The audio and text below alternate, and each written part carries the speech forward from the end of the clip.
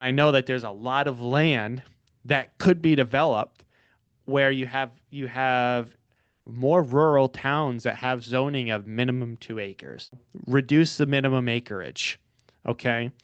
And you don't have to have all this affordable housing built up in the woods all over the place. You can specify one particular area or something because you can't just have all these high class people living in an area because who's gonna work the things that make that area a good place to live. You can't just have all this upper class and the lower classes.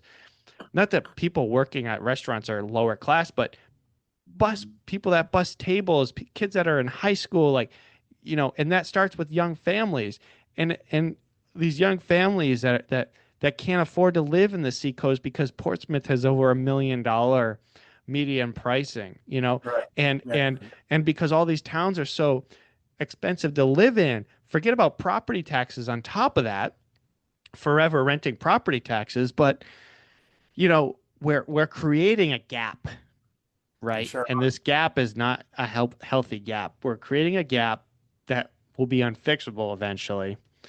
But, you know, at the same time, I tell myself and I tell people that will ask for my advice, it's easy to blame the world right now and the country for not being able to afford a house.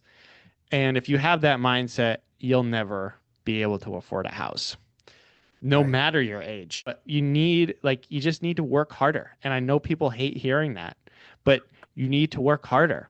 My grandfather, you know, worked night shifts at a lumber yard, and I'm a hypocrite. I don't work hard enough. I need to work hard enough. I'm not going to stand here and say I'm holier than thou and the hardest worker that ever existed. I'm not.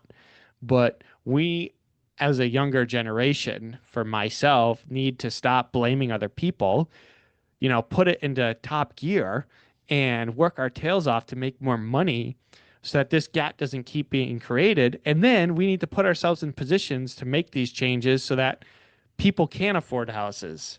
And we are doing things to create commerce and create more jobs and doing all these things because we're just heading in a direction that's not great, but there's still something we can do about it. It's not too late.